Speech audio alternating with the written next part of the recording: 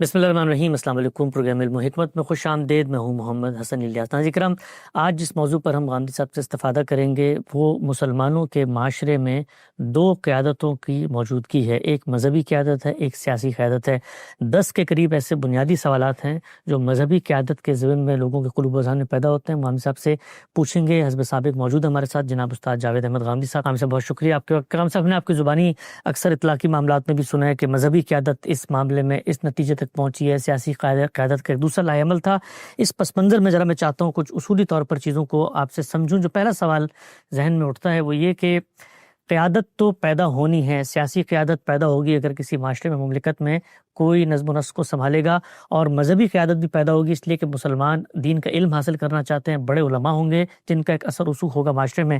پہلا بنیادی سوال یہ ہے کہ آپ کی نظر میں مذہبی قیادت کا دائرہ کار کیا ہے؟ کیا وہ صرف دعوت و تعلیم تک محدود ہے یا اس سے آگے بھی کوئی دائرہ ہے جو عقلی طور پہ، فطری طور پر، سب سے بڑھ کے دینی طور پہ متعین کیا گیا؟ اللہ تعالیٰ نے اس مسئلے کو موضوع بنایا ہے کہ رسالت مآب صلی اللہ علیہ وسلم تو مدینے میں ہے، جو لوگ دوسرے علاقوں میں رہ رہے ہیں، اور جب آپ دنیا سے رخصت ہو جائیں گے اس وقت بھی بہت سے لوگ آپ کی صحبت سے محروم ہوں گے، اور قیامت تک یہ سلسلہ چلنا ہے۔ تو مسلمانوں کی اصلاح کے لیے کیا کیا جائے؟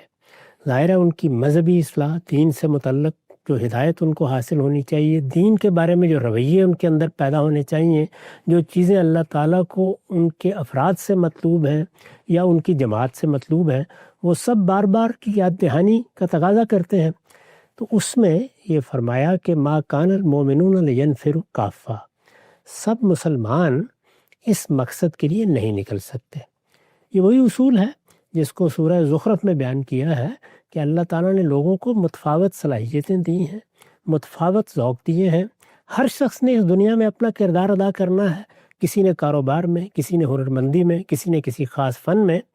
تو مسلمانوں کے اندر سب لوگوں سے یہ تقاضا نہیں کیا جا رہا، لیکن کچھ لوگ ہر بستی میں ایسے ہونے چاہیے یا ہر جماعت میں ایسے ہونے چاہیے۔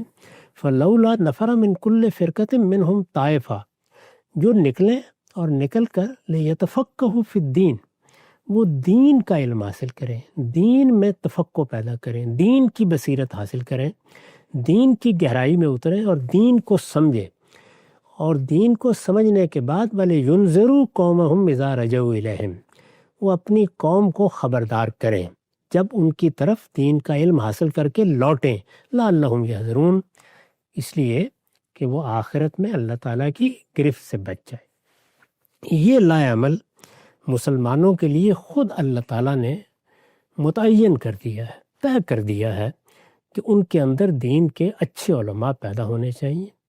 دین کے یہ علماء اندھے راہ دکھانے والے نہ ہوں، بلکہ اپنی زندگی کا ایک حصہ دین میں تفقہ پیدا کرنے میں بسر کریں۔ پھر صرف یہی نہیں کہا کہ وہ تفقہ پیدا کریں اور اس کے بعد جو ان کا جی چاہے کریں، ان کا کام بھی متعین کر دیا ہے۔ وہ کام ہے انذار، یعنی وہ اپنی قوم کے افراد کو، اپنی قوم کے حکمرانوں کو مخاطب کر کے ان کو خبردار کرتے رہیں۔ ظاہر ہے خبردار کرنے کی ضرورت اسی وقت پیش آئے گی جب علم میں کوئی غلطی ہو رہی ہوگی یا عمل میں کوئی غلطی ہو رہی ہوگی۔ علم میں بھی غلطیاں ہوتی ہیں، ہوتی رہیں گی، کبھی ختم نہیں ہو سکتی۔ عمل میں بھی غلطیاں کوتاہیاں ہوتی ہیں، ہوتی رہیں گی۔ علماء میں خود غلطیاں کوتاہیاں ہوں گی تو ان کو دوسرے اہل علم توجہ دلا دیں گے، اس لیے کہ فوق کل ذی علم علیم، یعنی ظاہر ہے کہ علماء ایک ہی سطح کے نہیں ہوتے۔ جو لوگ دین میں تفقہ پیدا کریں گے ان میں مجتہدین کی سطح کے علماء بھی ہوں گے، ان میں محققین کی سطح کے علماء بھی ہوں گے، عام معلمین بھی ہوں گے، واعظین بھی ہوں گے، دائی لوگ بھی ہوں گے۔ تو ایک دوسرے کو بھی وہ بتاتے رہیں گے، اصلاح کرتے رہیں گے، کہیں کوئی علمی غلطی ہوگی توجہ دلاتے رہیں گے۔ اللہ تعالیٰ کا قائم کردہ نظام یہی ہے۔ اس کے لازمی نتیجے کے طور پر جس طرح مسلمانوں کے معاشرے میں اطباء پیدا ہوں گے، حکماء پیدا ہوں گے، فلسفی پیدا ہوں گے، سائنسدان پیدا ہوں گے، ہنرمند لوگ پیدا ہوں گے، بالکل اسی طریقے سے ان کے علماء بھی پیدا ہوں گے۔ یعنی ظاہر ہے کہ جب خود اللہ تعالیٰ نے یہی طریقہ تجویز فرما دیا کہ ان کے اندر سے کچھ لوگ دین کا علم حاصل کریں، جب وہ دین کا علم حاصل کریں گے تو انسان کی فطرت ہے کہ وہ جب اپنے اساتذہ کی حیثیت سے کچھ لوگوں سے سیکھتا ہے یا ان کی سیرت اور کردار سے متاثر ہوتا ہے یا اس کے کچھ اثرات اس کی شخصیت یا طبیعت پر پڑتے ہیں تو ان کے ساتھ ایک وابستگی محسوس کرتا ہے۔ یعنی یہ ہو نہیں سکتا کہ ارشاد کی سطح کے لوگ موجود ہوں اور کوئی مسترشد نہ ہو، یہ تو نہیں ہو سکتا۔ ایسے ہی اگر اتنے بڑے علماء موجود ہوں گے تو لوگوں کے اندر ان کی طرف فطری دلچسپی ہوگی، وہ ان سے سیکھیں گے، ان کی صحبت میں بیٹھیں گے، ان کی سیرت سے روشنی حاصل کریں گے، اپنی ذہنی الجھنیں ان کے سامنے پیش کریں گے، اور پھر جس سطح کی بھی ان کو رہنمائی چاہیے ہوگی مختلف لوگوں سے ملے گی۔ تو اس طرح جیسے لوگ اطباء کے پاس اپنے امراض کے لیے جائیں گے، اسی طریقے سے وہ ان روحانی اطباء کی طرف بھی رجوع کریں گے۔ ظاہر ہے کہ جب دین کے علم کی ضرورت ہوگی، دین سیکھنے کی ضرورت ہوگی، دین کے بارے میں توجہ ہوگی تو ان لوگوں کے پاس جائیں گے۔ اس طرح مسلمانوں کے اندر فطری طور پر ایک مذہبی قیادت پیدا ہونا شروع ہو جائے گی، یعنی اس کا پیدا ہونا بھی مطلوب ہے۔ مسلمان معاشرے کا یہ حسن ہے، بلکہ مسلمان معاشرے کا زیور ہے، اس لیے کہ مسلمان معاشرہ مسلمان کس بنیاد پر کہلاتا ہے؟ دین کی بنیاد پر۔ ان کا کوئی بھی قومی کوئی بھی پس منظر ہو سکتا ہے، لیکن جو چیز ان کو مسلمان بناتی ہے یا ان کی مسلمان کی حیثیت سے شناخت قائم کرتی ہے وہ تو آپ بھی مانیں گے، میں بھی یہی کہوں گا کہ وہ اسلام ہے، مذہب ہے۔ اسلام اور مذہب جب ان کی شناخت ہے اور وہ اسی لحاظ سے مسلمان ہیں تو ان کے اندر علماء کا پیدا ہونا بالکل فطری ہے، علماء کا اپنی ذمہ داریاں انجام دینا بالکل فطری ہے، اور علماء سے ان کا وابستہ ہونا اور رہنمائی کے لیے ان کی طرف دیکھنا بھی بالکل فطری بات ہے۔ اس میں نے عرض کیا کہ جو اللہ نے ان کو کام سپرد کیا وہ تو انذار کا ہے۔ انذار کے کام کو آپ لفظ دعوت سے تعبیر کر لیں، تعلیم سے کریں، آپ تعلیم سے تعبیر کر لیں، یعنی پیغمبر کے لیے بھی جو لفظ استعمال ہوئے وہ کیا استعمال ہوئے؟ یعلمہ الکتاب والحکمہ۔ یہ پیغمبر ہم نے بھیجے ہیں، یہ ان کو قانون اور حکمت کی تعلیم دیتے ہیں۔ خود رسالت مآب صلی اللہ علیہ وسلم نے اپنے بارے میں یہ فرمایا کہ بعثت معلما، میں تمہارے لیے معلم بنا کر بھیجا گیا ہوں۔ اسی طرح سے ہم یہ دیکھتے ہیں کہ جب آپ نے بہت اچھے کاموں کی طرف توجہ دلائی کہ دین میں کیا کام کرنے ہیں تو کیا فرمایا؟ خیرکم من تعلم القرآن وعلمہ، تم میں سے بہترین وہ لوگ ہیں جو قرآن مجید سیکھیں، قرآن مجید سکھائیں۔ قرآن مجید کو سیکھنا، قرآن کو سکھانا ظاہر ہے کہ یہ علماء کے تعلق سے ہوگا، تو لوگ اپنی کتاب کو سیکھنے جائیں گے، اپنے دین کو سیکھنے جائیں گے، یا اپنی الجھنیں پیش کر کے اپنے اشکالات کا جواب لیں گے، یا جیسا ہمارا زمانہ ہے جس میں اور بہت سی چیزیں بھی لوگوں کے ذہن پر اثر انداز ہوتی ہیں، فلسفے اثر انداز ہوتے ہیں، الحاد اثر انداز ہوتا ہے، تو وہ اپنی فکری الجھنوں کے لیے علمائی کی طرف رجوع کرتے ہیں، انہی کی طرف دیکھتے ہیں۔ اس طریقے سے جو مذہبی قیادت پیدا ہوتی ہے یہ مسلمان معاشرے کا ایک لازمی جزو ہے۔ یعنی اگر کسی مسلمان معاشرے میں یہ قیادت نہیں ہے تو یہ چیز باعث تعجب ہے۔ ہونا چاہیے کہ ہر بستی میں، ہر جگہ، ہر علاقے میں 2-4 ایسے لوگ موجود ہوں جن کی طرف لوگ دین کو جاننے کے لیے یا دین کی تصحیح کے لیے رجوع کر سکیں۔ جس طرح کسی بستی کا جسمانی امراض کے اطباء سے خالی ہونا بجائے خود ایک تشویش کی چیز ہے، اسی طرح اگر اعلیٰ درجے کے، اعلیٰ سیرت کے، اعلیٰ علم کے حاملین موجود نہیں ہیں تو یہ بھی ایک تشویش کی بات ہے۔ لہذا مسلمانوں کی ہر بستی میں یہ ہوگا، اور ہم دیکھتے ہیں کہ موجودہ زمانہ جس کو بظاہر انحطاط اور زوال کا زمانہ ہم کہتے ہیں، اس میں بھی ہر جگہ آپ کو بہت اچھے علماء ملیں گے، ہر نقطہ نظر کے ملیں گے، اور اس امت میں جو مختلف منہاج ہیں، سلفی منہاج ہے، فقہ و تدبر کا منہاج ہے، صوفیانہ منہاج ہے، ان سب کے حاملین آپ کو مختلف جگہوں پر مل جاتے ہیں، اور اس میں ہر سطح کے لوگ ہوتے ہیں، یعنی مجتہدین کی سطح کے لوگ بھی ہوتے ہیں اور عام معلمین اور داعی حضرات بھی ہوتے ہیں، ہر سطح کے علماء موجود ہوں گے۔ ان علماء کے ساتھ ان کے جو براہ راست شاگرد ہوتے ہیں ان کا بھی ایک تعلق پیدا ہوتا ہے۔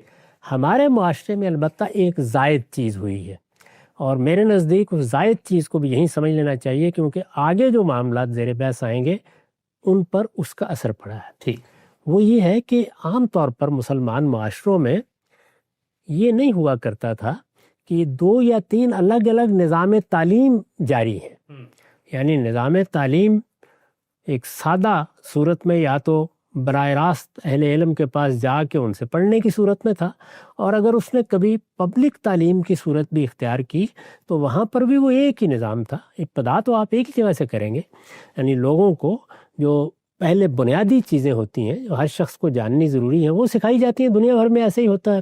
اس کے بعد لوگ اپنی صلاحیت کے لحاظ سے مختلف شعبوں کا انتخاب کرتے ہیں اور ان کی ابتدائی تیاریوں کے لیے کچھ تعلیم پاتے ہیں، اور پھر آخر میں جا کے کوئی 12 سال کی وسیع بنیاد تعلیم کے بعد بالعموم فیصلہ کیا جاتا ہے کہ ہم کو اب کسی خاص شعبے کا اختصاص کرنا ہے۔ ہمارے ہاں بر صغیر میں یہ ہوا کہ انگریزوں کے آنے کے بعد جب مسلمانوں کا اپنا نظام تعلیم درہم برہم ہو کر رہ گیا، بلکہ ان کی پوری اجتماعیت درہم برہم ہو کر رہ گئی، اور باہر کے لوگوں نے آ کے اپنے طریقے سے لوگ تیار کرنا شروع کیے، تو ہمارے علماء نے اپنا ایک متوازی نظام تعلیم جاری کر دیا۔ وہ نظام تعلیم کچھ تو اپنے ماضی کے ساتھ ربط رکھتا تھا، کچھ اس میں حالات کے لحاظ سے تبدیلیاں کی گئیں، وہی ہے جس کو ہم درس نظامی سے تعبیر کرتے ہیں۔ اس نظام تعلیم نے بھی یہ طریقہ اختیار نہیں کیا کہ لوگوں کو وسیع بنیاد ابتدائی تعلیم دی جائے اور اس کے بعد پھر ان میں سے وہ لوگ جو فی الواقع اس کا ذوق رکھتے ہوں ان کو علماء بنایا جائے۔ یہ طریقہ نہیں اختیار کیا۔ ہم بار بار توجہ دلاتے ہیں کہ یہی طریقہ اختیار کرنا چاہیے تھا، اب بھی کہتے ہیں کہ یہی طریقہ موزوں ہے، لیکن چونکہ یہ طریقہ اختیار نہیں کیا گیا تو ایک پیرالل یا متوازی نظام تعلیم بن گیا۔ اس نظام تعلیم میں اب ظاہر سینکڑوں ہزاروں لوگ، یعنی یہ نہیں ہے کہ لوگ فیصلہ کر کے آتے ہیں کہ مجھے دین کا عالم بننا ہے، والدین بھیج دیتے ہیں، پھر وہ ابتدا سے وہاں تعلیم پاتے ہیں، اور اس طریقے سے ایک بہت بڑی تعداد ہے جو طالبان کی وجود میں آ گئی ہے۔ یعنی دین کے علم کو جن لوگوں نے طالب علم کی حیثیت سے حاصل کیا ہے ان کی بھی ایک بڑی تعداد سوسائٹی کے اندر، بلکہ اب لاکھوں تک پہنچ گئی۔ ٹھیک، یہ صورتحال بھی ہو گئی ہے۔ وہ لوگ کیونکہ علمائی کے زیر سایہ ہیں، علمائی سے سیکھتے ہیں، ان کی پوری زندگی انہی سے متعلق ہوتی ہے، تو ان کے ہاں علماء ہر طرح کی رہنمائی کے لیے گویا اللہ تعالیٰ کی طرف سے ایک مقرر منصب پر فائز ہو جاتے ہیں۔ یہ ذہن میں رکھیے اس کو ملحوظ رکھتے ہوئے اب ذرا یہ دیکھیے کہ جو علماء کی قیادت سوسائٹی کے اندر پیدا ہوتی ہے اس کا اصل کام تو وہی ہے۔ یعنی اصل کام کیا ہے؟ وہ دین کو سیکھیں اور سیکھتے رہیں، دین کے کانٹینٹ پر، دین کے مشمولات پر جیسے کہ پہلے سمجھا گیا ہے نظر ثانی کرتے رہیں، ہر چیز کو جائزہ لے کے دیکھتے رہیں کہ اس میں کہیں کوئی غلطی تو نہیں ہوئی۔ تو ایک طرف ان کے ہاں علم و تحقیق کا کام ہونا چاہیے، یعنی جن کو اللہ نے جتنی صلاحیت دی ہو، یہ سب سے بڑا کام ہے، اس میں انقطاع نہیں آنا چاہیے۔ اس میں انقطاع آتا ہے تو جمود پیدا ہوتا ہے، اور جب جمود پر صدیاں گزر جاتی ہیں تو صورتحال بالکل ایک متفن جوہر کسی ہو جاتی ہے۔ اس کو ہر لحظے، ہر مرحلے پر دیکھتے رہنا چاہیے کہ اس میں کوئی خرابی نہیں ہے۔ یہ وہ ریویو یا ریکنسٹرکشن کا کام ہے جو آپ اگر صدیوں کے بعد کریں گے تو ہنگامہ ہو جائے گا، یعنی لوگ محسوس کریں گے کہ گویا کوئی تالا توڑا جا رہا ہے، لیکن وہ اگر روزانہ ہو رہا ہے، ہمہ وقت ہو رہا ہے، تو پھر وہ لوگوں کے لیے معمول کی چیز بن جاتی ہے۔ تو علماء کے کرنے کا ایک کام تو وہی علم و تحقیق ہے، اس لیے کہ وہ علم و تحقیق کے بغیر تفقع نہیں ہوگا اور اس کے بغیر کوئی ذمہ داری انجام نہیں دی جا سکتی۔ دوسری چیز یہ ہے کہ وہ تعلیم دیں لوگوں کو پڑھائیں گے، سکھائیں گے۔ تو دین کی تعلیم کے پھر 2 درجے ہیں، یعنی ایک یہ ہے کہ عام لوگوں کو دین کی تعلیم دینی ہے، یہ بڑے پیمانے پہ اہتمام ہونا چاہیے، ہر معاشرے میں ہونا چاہیے کہ دین کے اچھے علماء ہیں اور وہ عام لوگوں کو عام لوگوں کے لحاظ سے دین بتاتے ہیں۔ یعنی عام لوگوں سے میری مراد ہے وہ جنہوں نے دین کا عالم بننے کا فیصلہ نہیں کیا ہوا، وہ ہنرمند ہیں، کاروباری ہیں، جو کچھ بھی ہیں، لیکن ہر آدمی کو اپنا دین اتنا جاننا چاہیے کہ وہ پوری یکسوئی کے ساتھ اپنے دین کو سمجھ بھی سکے، اس پر عمل بھی کر سکے۔ ایمان کے لیے بھی ایک درجے کا علم ناگزیر ہے اور عمل کے لیے بھی علم ناگزیر ہے۔ تو جب یہ لوگ ان کو پڑھائیں گے، سکھائیں گے، تو یہ عالم بنانے کے لیے نہیں ہوگا، بلکہ ان کو اچھی دینی زندگی بسر کرنے کی تربیت دی جائے گی، یا ان کے اشکالات رفع کیے جائیں گے۔ دوسرا پہلو وہی ہے کہ وہ لوگ جو دین کے عالم بننا چاہیں ان کی تعلیم کا اہتمام کریں۔ تو تعلیم کا معاملہ یا تعلیم و تربیت کا معاملہ بھی گویا 2 جہتی ہوگا، یعنی ایک عام لوگوں کی تعلیم و تربیت اور ایک خواص کی تعلیم و تربیت یا ان لوگوں کی جو دین کے علماء بننا چاہتے ہیں۔ اس کے بعد پھر عمومی دعوت بھی ہے، یعنی لوگوں کو متوجہ کیا جائے۔ وہ عمومی دعوت عام لوگوں کو اور اسلوب میں دی جاتی ہے، حکمرانوں کو اور اسلوب میں دی جاتی ہے۔ یہ تو وہ کام ہیں جو علماء کو ہر حال میں کرنے ہیں، یعنی کوئی ان میں سے ایک کرے گا، کوئی 2 کریں گے، کوئی 3 کریں گے۔ انہی مقاصد کے لیے علماء کو ادارے بنانے چاہیے، انہی تینوں مقاصد کے لیے، یعنی علم و تحقیق، تعلیم و تربیت اور اصلاح و دعوت۔ انہی مقاصد کے لیے تمام پروگرام، تمام لائحہ عمل بننے چاہیے۔ یہ تو طے شدہ بات ہے۔ اب ظاہر ہے کہ علماء بھی ایک زندہ معاشرے میں رہتے ہیں۔ جب وہ ایک زندہ معاشرے میں رہیں گے اور انذار کریں گے، خبردار کریں گے، تو بہت سے ایسے معاملات بھی پیش آئیں گے جن کا تعلق سیاست سے ہوگا، حکومت سے ہوگا، مسلمانوں کے نظم اجتماعی سے ہوگا، ان کی اجتماعی ذمہ داریوں سے ہوگا، ایک قوم میں ہوگا، ساری اقوام میں ہوگا، دنیا بھر کے لحاظ سے ہوگا، اپنے علاقائی معاملات کے لحاظ سے ہوگا۔ بہت سی ایسی چیزیں پیش آئیں گی جن میں آپ صرف مجرد دین نہیں بتا رہے ہوتے، بلکہ معاملات ذرا اطلاقی صورت اختیار کر جاتے ہیں۔ جب وہ اطلاقی صورت اختیار کرتے ہیں تو ایک امتحان پیش آتا ہے ہر عالم کو، اور وہ یہ کہ اس موقع پر وہ اپنے اصل منصب کے لحاظ سے معاملات پر اطلاقی آرا دے۔ یعنی اس کا منصب کیا ہے؟ اس کا منصب یہ ہے کہ لوگوں کو اس نے اللہ تعالیٰ سے وابستہ رکھنا ہے، اور اللہ تعالیٰ سے وابستگی کے ان 3 دائروں کا خیال رکھنا ہے۔ ٹھیک، یعنی اللہ تعالیٰ کی بندگی کا حق ادا ہوتا رہے، اس نے جن چیزوں میں تطہیر تزکیے کے لیے ہدایت کی ہے ان میں کوئی کوتاہی نہ ہو، اور انسان اپنی سوسائٹی اور اپنے معاشرے میں اپنی ذمہ داریوں کو سمجھ کر اپنا کردار ادا کرتا رہے۔ جب وہ ان تمام پہلوؤں سے گفتگو کریں گے تو ہر مرحلے پر ایک دوراہا پیش آئے گا۔ یعنی انہوں نے انذار کرنا ہے، خبردار کرنا ہے، اخلاقی تربیت کرنی ہے، تعلیم دینی ہے۔ ادھر کچھ اطلاقی معاملات ایسے بھی ہوں گے جن میں سے کسی کا اثر معیشت پر پڑ رہا ہوگا۔ اپنے معاشرے کے لحاظ سے دیکھیں تو مثلا ہمارے ہاں بینکاری کا نظام، انشورنس کا مسئلہ، تو جس وقت ان کے بارے میں آرا دی جاتی ہیں تو ظاہر ہے کہ اس کے اثرات پوری سوسائٹی کی معیشت پر پڑتے ہیں۔ اسی طرح سے سیاسی معاملات ہیں، سیاسی معاملات میں بھی علماء بعض چیزوں کا اطلاق کریں گے۔ جیسے ابھی ہمارے ہاں یہ مسئلہ زیر بحث آ گیا کہ کیا فلاں اور فلاں معاملے میں جہاد فرض ہو گیا ہے۔ اس میں بھی لوگوں کی تعلیم تربیت کے بہت سے پہلو ہوتے ہیں۔ ایسے موقعوں پر ایک عالم کو بہت اچھی طرح اور بڑی احتیاط کے ساتھ یہ ملحوظ رکھنا ہوتا ہے کہ وہ دعوت و انذار اور تعلیم و تربیت کے دائرے سے باہر نہ نکلے۔ یعنی بات تو اس کو کرنی پڑ گئی ہے، ان چیزوں پر بھی بات کر کے لوگوں کی اصلاح کرنی ہے۔ اس میں ماضی کے واقعات زیر بحث آ سکتے ہیں، ماضی کی سیاست زیر بحث آ سکتی ہے، اور بہت سی چیزیں ہو سکتی ہیں۔ مستقبل سے متعلق رسالت مآب صلی اللہ علیہ وسلم کی پیشین گوئیاں ہیں، ان کے اطلاق کے بعض مباحث ہو سکتے ہیں۔ دیکھا ہوگا آپ نے کہ بعض لوگ اسی کو بہت موضوع بنا لیتے ہیں۔ ان سب معاملات کا تعلق چونکہ روزمرہ زندگی سے ہے، تو اس وجہ سے اب یہاں ان کو اپنے دائرے کو بڑی اچھی طرح سمجھنا ہے۔ میں نے عرض کیا کہ وہ دائرہ کیا ہے؟ وہ دائرہ علم و تحقیق کا دائرہ ہے، تعلیم و تربیت کا دائرہ ہے، دعوت و اصلاح کا دائرہ ہے۔ اس سے آگے ان کو کسی حال میں نہیں بڑھنا چاہیے۔ اگر وہ اس سے آگے نہیں بڑھیں گے تو پھر وہ حقیقی معنی میں مسلمان معاشرے کو مذہبی قیادت فراہم کریں گے، یہ اس کا لازمی نتیجہ ہے۔ لیکن اگر وہ اس دائرے سے آگے بڑھیں گے تو پھر خلط مبس پیدا ہوگا۔ وہ خلط مبس ہے اصل میں، جس کو سمجھنے کی بھی ضرورت ہے اور جس کو سمجھانے کی بھی ضرورت ہے۔ اب ذرا اس جگہ رک کر دیکھیے کہ ہماری سوسائٹی میں، مسلمان سوسائٹی، مسلمان معاشرے میں ظاہر ہے کہ لوگ مختلف پیشوں کا انتخاب کرتے ہیں۔ جیسے میں نے عرض کیا کہ ہنرمندی کا انتخاب کریں گے، کاروباری لوگ اپنے کاروباری منصوبے بنائیں گے، اسی طرح کوئی سائنسدان بنے گا، اسی طریقے سے کوئی انجینئر، کوئی ڈاکٹر، مختلف شعبے ہیں۔ جو لوگ کسی جگہ یہ مقترت پائیں گے کہ وہ لوگوں کی سیاسی رہنمائی کریں، وہ بھی تو آخر باہر نکلیں گے۔ اس طرح کے معاملات ہر سوسائٹی میں ہوتے ہیں۔ یعنی اللہ تعالیٰ جس طریقے سے مختلف شعبے کے لوگ پیدا کرتا ہے، اسی طرح ایسے حوصلہ مند لوگ بھی پیدا کرتا ہے جو فطری طور پر قیادت کی صلاحیت لے کے علماء میں بھی ہوں گے ایسے لوگ، وہ ظاہر علماء میں بھی ہوں گے، سوسائٹی میں ہر جگہ موجود ہوں گے۔ تو وہ لوگ جو سوسائٹی کے اندر سے سیاسی قیادت کے اہل ہیں، وہ ظاہر ہے کہ اپنے حالات کے لحاظ سے سیاسی قیادت کی ذمہ داریاں انجام دیں گے۔ یعنی کسی موقع پر ملوکیت کا نظام ہوگا، کسی جگہ کے اوپر آمریت ہوگی، کہیں کچھ نیم جمہوری نظام ہوں گے، کہیں زیادہ آزادی کے ساتھ کام کرنے کے مواقع ہوں گے۔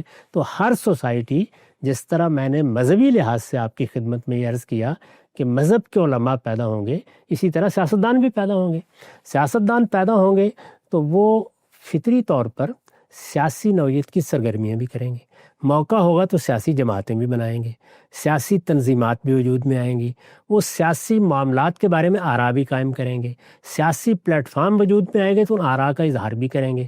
پھر انہی میں سے کچھ لوگ ریاست کی حکومت کی ذمہ داریاں سنبھالے ہوئے ہوں گے، وہ جب ریاست حکومت کی ذمہ داریاں سنبھالے ہوئے ہوں گے، یا جس طرح کی جدید ریاست میں کہیں انتظامیہ میں ذمہ داریاں انجام دے رہے ہیں، کہیں عدلیہ میں انجام دے رہے ہیں، کسی جگہ کے اوپر کسی اور شعبے کا انہوں نے انتخاب کیا، جہاں جہاں بھی لوگ ہوں گے اپنی رائے بھی قائم کریں گے اور بیان بھی کر رہے ہوں گے۔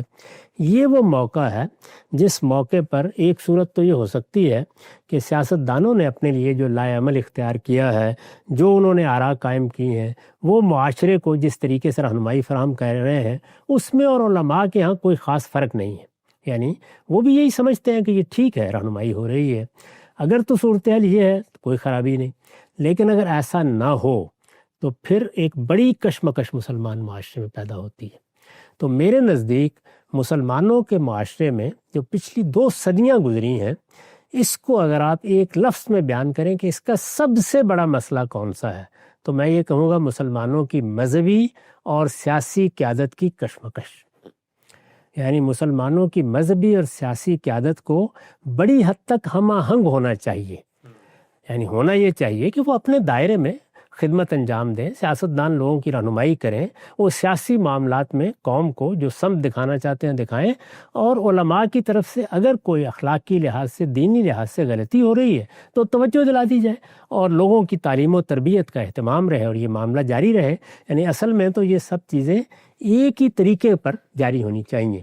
لیکن مسلمان معاشرہ چونکہ اپنی اصل صورت پر قائم نہیں رہا، مسلمان معاشرے میں جو ان کی جمعیت بنی تھی 1200 سال سے، وہ اپنے آپ کو اس طرح قائم نہیں رکھ سکی، ان کی سلطنتوں پہ زوال آ گیا، ان کی حکومتیں ختم ہو گئیں، وہ غیروں کے غلام ہو کر رہ گئے، ان کے ہاں استعماری طاقتیں آ گئیں، سرمایہ اور طاقت کا معاملہ مغربی قوموں کی طرف منتقل ہو گیا۔ اس طرح سے بہت غیر معمولی تبدیلیاں دنیا میں پچھلے 400-500 سال میں آئی ہیں۔ تو یہ 200-250 سال سے مسلمانوں کے معاشرے میں یعنی سیاسی قیادت اور مذہبی قیادت یہ ایک کشمکش سے گزر رہی ہے۔ اس کے ہاں نہ لائے عمل کا اتفاق اس طریقے سے رہا ہے، نہ مقاصد کا اتفاق رہا ہے، اور نہ اس کے متعلق جدوجہد کے معاملے میں اتفاق رہا ہے۔ اگر آپ غور کر کے دیکھیں تو دوسری جنگ عظیم کے بعد یہ صورتحال اور بھی زیادہ غیر معمولی نوعیت اختیار کر گئی، کیونکہ دوسری جنگ عظیم کے بعد مختلف جگہوں پر مسلمانوں کی حکومتیں وجود پذیر ہونا شروع ہو گئی۔ پہلے ہی ہو چکی تھی بعض، لیکن اب وہ ذرا مستحکم ہونے لگ گئیں۔ جو نظام فاتحین نے بنائے تھے ان کی جگہ کچھ نئے نظام بننے لگ گئے، بعض جگہوں پر بادشاہتیں قائم کر کے ان کو اقتدار منتقل کیا گیا، جیسے شام میں، عراق میں، اردن میں، اسی طرح سعودی عرب میں۔ ان جگہوں کے اوپر ہر جگہ وہ نظام اسی طرح سے جاری نہیں رہ سکا، فوجی بغاوتیں ہو گئیں، اس طرح کے سیاسی معاملات میں بھی بہت اونچ نیچ ہونا شروع ہو گئی۔ اس کا جو نتیجہ نکلا اس سارے خلفشار میں، اس کے ساتھ آپ اس ماضی کو وابستہ کر لیے جب مسلمان محکوم ہو رہے تھے، جب ان کی حکومتیں ختم ہو رہی تھیں، جب اس نوعیت کا زوال تھا کہ جس میں ہر قدم پر لگتا تھا کہ ہماری تو دنیا ہی بالکل برباد ہو کے رہ گئی ہے۔ اس موقع سے لے کر اگر آپ دیکھیں تو مذہبی قیادت کو یا مذہبی قیادت جو کچھ بھی پیدا ہوتی رہی، یہ صورتحال پیش آئی کہ اب مسلمانوں کو کیا کرنا چاہیے، ان کی رہنمائی کیسے کی جائے۔ تو آپ اگر غور کر کے دیکھیں تو اس میں ہر جگہ یعنی مسلمان جہاں جہاں بھی تھے ہر جگہ ان کا جو پہلا معاملہ ہوا وہ مذہبی قیادت کی طرف سے یہ پیغام تھا کہ یہ سارے علاقے دارالحرب بن گئے ہیں، یعنی اکثر و بیشتر جگہوں پر، تو یہاں اب تمہیں دارالحرب کے طریقے کے اوپر جدوجہد کرنی ہے۔ تو پہلا مرحلہ وہی تھا کہ جس میں یہی خیال ہوا کہ مسلمان اپنی ابتدائی تاریخ میں بھی اللہ کے نام پر لڑ کر فتح یاب ہوئے، اب بھی ہو جائیں گے۔ تو آپ جگہ جگہ دیکھیں کہ اس طرح کی جہاد کرنے والی تحریکیں اٹھیں، یعنی لوگوں نے جگہ جگہ منظم کیا۔ خود ہمارے یہاں سید احمد شہید کی تحریک بڑی غیر معمولی تحریک ہے، وہاں مہدی سوڈانی ہے اور بہت سے مقامات ہیں۔ ہر جگہ آپ کو وہ لوگ ملیں گے کہ جنہوں نے یہ رہنمائی کی کہ اگر مسلمان بھی اس طریقے سے اپنے آپ کو ایک جمعیت میں ڈھال لیں، اپنی عسکری تربیت کریں، اپنے اندر جذبہ جہاد پیدا کریں تو ہم غیروں سے نجات حاصل کر سکتے ہیں۔ اور اس میں بعض تحریکیں تو خالصتاً ایک لشکروں کی صورت میں پیدا ہوئیں، اور بعض ایسی بھی تھیں کہ جن کے ہاں عسکریت اصل تھی، بلکہ انہوں نے پورے دین کی تعبیر بھی اسی طرح کر ڈالی، لیکن بہرحال انہوں نے اس طرح تیر تفنگ نہیں پکڑے ہوئے تھے، جیسے کہ مثال کے طور پر بر صغیر میں خاکسار تحریک ہے۔ تو اگر آپ غور کر کے دیکھیں تو مسلمانوں کی قیادت کا جو پہلا رد عمل تھا وہ یہی تھا، اور اس وقت سیاسی قیادت تو ختم ہو گئی تھی، یعنی ہر جگہ لوگ مغلوب ہو گئے. زیادہ تر لوگ مذہبی قیادتی سے اٹھے جنہوں نے اس طریقے سے لوگوں کی رہنمائی کی اور اپنی طرف سے ان کے اندر ایک جذبہ بھی پیدا کیا، لڑنے کا حوصلہ بھی پیدا کیا، جہاد کے لیے ایک جذبہ بھی پیدا کیا. اس میں ہمارے شاعر بھی پیدا ہوئے، اس میں ہمارے ادبا بھی پیدا ہوئے. وہ ایک پوری تاریخ ہے، ظاہر ہے کہ اس کو ایک مختصر مجلس میں نہیں سنایا جا سکتا. دوسرے مرحلے میں آ کے جب کچھ مسلمانوں کی حکومتیں محکم جگہ پر کھڑی ہو گئیں تو ہر جگہ یہ کوشش ہوئی کہ سیاسی تحریکیں اختیار کیے جائیں، کیونکہ جتنی بھی کوششیں کی گئی تھیں وہ کم و بیش ساری ناکام ہو گئی. یعنی جب اس طرح کی جہادی تدبیریں کامیاب نہیں ہوئیں تو خود مذہبی تحریکوں میں بھی یہ جذبہ پیدا ہونا شروع ہوا کہ ہم لوگ سیاسی طریقے اختیار کریں. چنانچہ سیاسی طریقوں کے مطابق لوگوں نے اپنے آپ کو منظم کیا. آپ یہ دیکھیے کہ اس کے اثرات آپ کو ملیشیا میں ملیں گے، انڈونیشیا میں ملیں گے، آپ کو مراکش میں ملیں گے، مصر میں، اسی طرح پاکستان میں. یعنی مذہبی جماعتیں بنی، مذہبی قیادت سامنے آئی. مذہبی جماعتوں کو مذہبی قیادت نے سیاسی معاملات میں مسلمانوں کی تقدیر بدلنے کے لیے آواز دی اور یہ کوشش کی کہ وہ آگے بڑھ کر سیاسی طریقے اختیار کریں. اس میں بعض جگہوں پر تو کامیابی نہیں ہوئی اور بعض جگہوں پر کامیابی ہوئی تو جو دوسری قوتیں موجود تھیں، اور ظاہر ہے کہ وہ بین الاقوامی بھی تھیں اور مقامی بھی تھیں، انہوں نے آگے بڑھ کر جمہوری طریقے سے ان کو اپنا کردار ادا نہیں کرنے دیا. یعنی ہم جانتے ہیں کہ الجیریا میں کیا ہوا، ہم جانتے ہیں تیونس میں کیا ہوا، ہمیں معلوم ہے مصر میں کیا ہوا. تو وہاں یہ نہیں ہوا کہ جمہوری طریقوں سے کامیابی نہیں ہوئی، ہو گئی لیکن اس کامیابی کو منزل رسید نہیں ہونے دیا گیا. یہ صورتحال پیدا ہوئی. اس کے بعد پھر مذہبی قیادت کے اندر ایک شدید رد عمل پیدا ہونا شروع ہوا اور اس شدید رد عمل نے آہستہ آہستہ یہ صورت پیدا کر دی کہ نہیں، ہمیں پھر جہاد کی طرف لوٹنا ہے. چنانچہ لشکر پر لشکر مختلف جگہوں پر بنے. آپ پھر دیکھتے ہیں کہ ہمارے ہاں طالبان کی تحریک اٹھی، ہمارے ہاں بہت سے دوسرے لشکر وجود میں آئے. اسی طرح سے کوئی لشکر طیبہ وجود میں آ گیا، کوئی جیش محمد وجود میں آ گیا، داعش وجود میں آ گئی، کوئی اسلامی ریاست وجود میں آ گئی، کوئی القاعدہ وجود میں آ گئی. یہ اگر آپ غور کر کے دیکھیں تو سب کی سب جمعیتیں اور سب کے سب لشکر یہ مذہبی قیادت سے انسپریشن لے رہے ہیں. یعنی ان کے پیچھے کیا ہوگا؟ یا سلفی منہاج کے علماء ہوں گے، یا فقہ و تدبر کے منہاج کے علماء ہوں گے، بلکہ صوفی منہاج کے علماء بھی آپ کو مل جائیں گے ہر جگہ. ترکی میں بھی آپ دیکھ لیں اسی طریقے سے. تو یہ تینوں مراحل سے، یعنی پہلے جہاد و قتال، اس کے بعد سیاسی جدوجہد جس میں یہ کوشش کی گئی کہ پرامن طریقوں سے ہم اقتدار حاصل کر لیں اور اس طرح مسلمانوں کی تقدیر ہم بدل سکیں یا اپنے لحاظ سے حکومتیں قائم کر سکیں، جس کو مولانا سید ابراللہ صاحب مودودی نے اس طرح تعبیر کیا کہ ہم ان فساق و فجار کے ہاتھ سے زمام اقتدار لے کر صالحین کو منتقل کر سکیں. تو یہ اگر آپ اس جملے کے اندر جو چھپا ہوا جذبہ ہے اس کو سامنے رکھیں تو یہ وہ میسج تھا جو آپ کو مختلف جگہوں پر ملا. اچھا، بعض جگہوں پہ جزوی کامیابیاں بھی ہوئیں، جیسے ہمارے ہاں صوبہ سرحد جو پرانا ہوا کرتا تھا اس میں 2 مرتبہ علماء کی حکومتیں بن گئی. یہ آپ کو معلوم ہے کہ ملیشیا میں ایک صوبہ ہمیشہ سے علماء کی حکومت میں، انڈونیشیا میں اسی طرح کی صورتحال ہے، سوڈان میں اسی طرح کی تبدیلی آئی. تو کچھ کامیابیاں، کچھ ناکامیاں. اس کے ساتھ کم سے کم 3 ملک ایسے ہیں کہ جن میں ان 200-250 سال کے عرصوں میں اگر آپ ان 200-250 سال کے عرصے میں اگر آپ غور کر کے دیکھیں تو بڑی تبدیلیاں بھی آئی ہیں. یعنی سوڈان میں خاص طور پر، سعودی عرب میں تو اس سے پہلے ہی ایک بڑی حکومت مذہبی بنیاد پہ قائم ہو چکی تھی. اسی طرح اب کم و بیش نصف صدی سے زیادہ ایرانی انقلاب کو بھی ہو رہا ہے، اور اسی طرح افغانستان میں بھی پہلے بھی طالبان کی حکومت بن گئی، اس کے بعد بھی بن گئی. تو کامیابیاں بھی اس معاملے میں ہوئی ہیں. یہ وہ کشمکش ہے جس کو میں کہتا ہوں کہ مذہبی اور سیاسی جماعتوں کی سیاسی قیادت کی کشمکش. مذہبی اور سیاسی قیادت کی کشمکش. مذہبی اور سیاسی قیادت کی اس کشمکش میں جو لایا عمل ہے اس میں بھی اختلاف ہو گیا ہے، جو طریقہ اختیار کرنا ہے اس میں بھی بہت سا اختلاف ہے، اور جو مقصد ہے اس میں بھی بہت سا اختلاف ہے. یہ کشمکش ہے جس کا علاج مسلمانوں کو ڈھونڈنا چاہیے، کیونکہ یہ کشمکش ایک خطرناک کشمکش ہے. اسی کشمکش سے اب ہمارے ملک میں بھی وہ صورتحال ہے کہ ایک طرف علماء کی قیادت کے تحت بننے والی طالبان تحریک ہے جو خود پاکستان میں بھی اسی طرح کی تبدیلی لانے کی کوشش کر رہی ہے، اور دوسری جانب مسلمانوں کا ایک ملک ہے، اس کی افواج ہے، اس کی سیاسی قیادت ہے۔ تو مختلف جگہوں پر اگر آپ دیکھیں تو اس طرح کا چیلنج درپیش ہے اور اس طرح کی کشمکش موجود ہے، اور اس کشمکش کے ساتھ ایک لڑائی کی صورت بھی پیدا ہوئی ہے۔ یعنی صرف یہ نہیں ہے کہ غیروں سے لڑا جا رہا ہے، آپ دیکھیے تو ایک طرف حوثی غیروں سے لڑ رہے ہیں اور دوسری جانب خود اس ملک میں جنگ جاری ہے۔ ایک طرف لیبیا میں آپ دیکھتے ہیں کہ خود مسلمانوں کے دو گروہ دست و گریباں ہیں، سوڈان میں یہی صورتحال ہے، اور دوسری جانب حزب اللہ اور ایسے ہی حماس، یہ بھی مذہبی قیادت کے تحت پیدا ہونے والی تنظیمیں یا لشکر ہیں کہ جو دوسروں سے لڑ رہے ہیں۔ اس میں لڑائی، اس میں اقتدار، اس میں قوت، اس میں سرمایہ، اس میں اور بے شمار چیزیں ہیں جنہوں نے اس کشمکش کو اب محض کوئی نظری چیز نہیں رہنے دیا، بلکہ یہ عالم اسلام کا ایک بہت بڑا مسئلہ بن چکی ہوئی ہے۔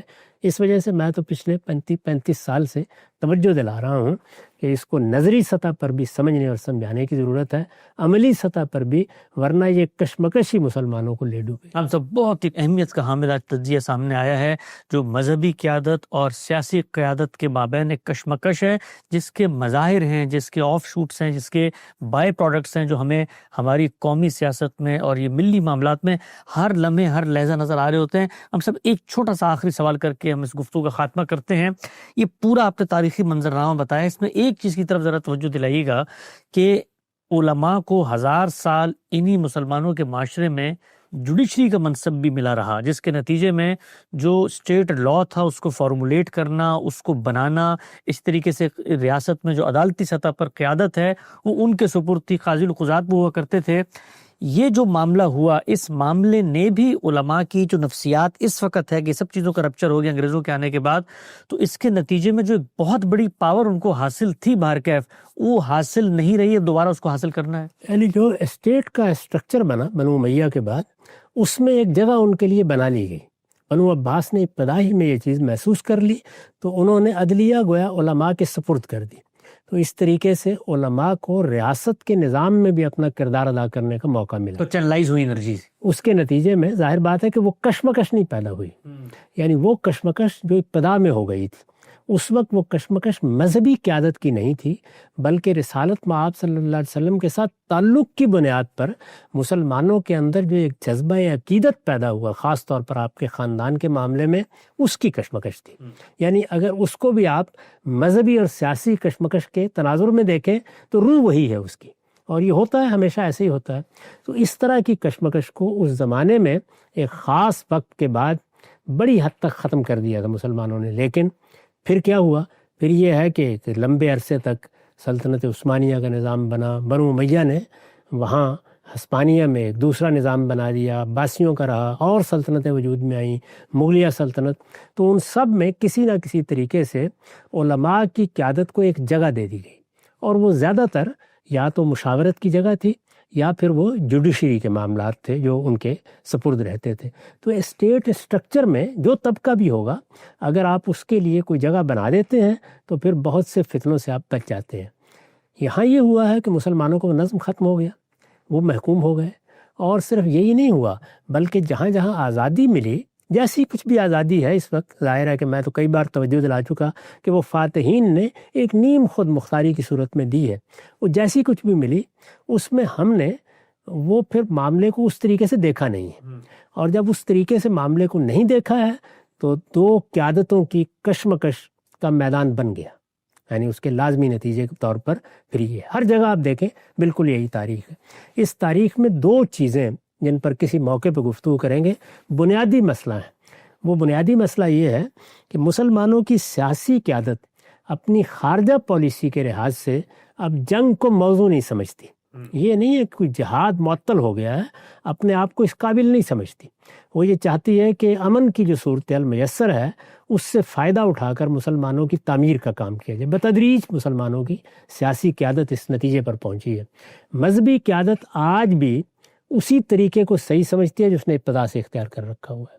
ایک معاملہ یہ ہے، چنانچہ اسی کا نتیجہ نکلتا ہے کہ پھر وہ جہاد کے فتوے بھی دیتی ہے، اپنے لشکر بھی بناتی ہے، پھر ان کو وہ میدان میں بھی اتارتی ہے، اور اس میں جیسے کہ ہے کہ شہادت ہے مطلوب و مقصود مومن، اسی بنیاد پر وہ جنگ بھی ہوتی رہتی ہے، اس میں بہت کچھ پھر خرابیاں پیدا ہوتی ہیں اور اس کے کچھ نتائج بھی نکلتے ہیں۔ ایک طرف یہ ہے، دوسری جانب نفاذ شریعت، یعنی دوسرا مسئلہ یہ ہے کہ ہماری مذہبی قیادت کا ایک خاص نقطہ نظر ہے کہ مسلمانوں کے معاشرے میں ان کی حکومت کو صرف یہ نہیں ہے کہ لوگوں کو دین کی ترغیب دینی ہے، نہیں، دین پر عمل کروانا ہے ان سے۔ اب یہ نقطہ نظر ہے، اس نقطہ نظر کو ہم نے سعودی عرب میں دیکھا، اس نقطہ نظر کے آثار ہم ایران میں دیکھتے ہیں، اسی نقطہ نظر کے مطابق آپ طالبان کو دیکھتے ہیں کہ وہ کام کر رہے ہیں۔ یہ بھی ایک ایسی چیز ہے کہ جس کو مسلمانوں کی سیاسی قیادت دنیا بھر میں تسلیم کرنے کے لیے تیار نہیں، جہاں جہاں بھی آپ دیکھیں قابل عمل بھی نہیں سمجھتی۔ کشمکش کے میدان ہی دو ہیں، یعنی ایک نفاذ شریعت کا تصور علماء پیش کرتے ہیں، اب ہم اس پر گفتگو نہیں کر رہے کہ وہ صحیح ہے یا غلط، میں صرف یہ بتا رہا ہوں کہ کشمکش کے مواقع کیا ہیں، اور دوسری جانب جیسے ہی دوسروں سے سابقہ پیش آتا ہے تو وہاں جہاد و قتال، دو ہی چیزیں ہیں۔ ان دونوں چیزوں کا بہت اچھی طرح تجزیہ کرنے کی ضرورت ہے، ان کے بارے میں ایک ایک پہلو کو واضح کرنے کی ضرورت ہے، کیونکہ یہ کشمکش اگر جاری رہی تو یہ مسلمانوں کے لیے ہر لحاظ سے نقصان دہ ہے، اور خاص طور پر ان کی وہ حکومتیں جو جیسے تیسے بھی بن گئی ہیں، ان کی افواج جو منظم ہو گئی ہیں، ہر جگہ اس صورتحال سے نمٹنے کی کشمکش میں ڈال دی گئی۔ مطلب بالکل واضح ہو گیا سیاسی قیادت اور مذہبی قیادت کی یہ باہمی کشمکش کن نتائج تک ہمیں لے جا سکتی ہے۔ غامدی صاحب سے بہت سارے پہلو ہیں جن پر رک کر ٹھہر کر انشاءاللہ گفتگو کریں گے، وقت یہاں پہ ختم ہوتا ہے، اگلی قسط میں موضوع کو آگے بڑھائیں گے، دوبارہ حاضر خدمت ہوں گے، اب تک آپ کا بہت شکریہ۔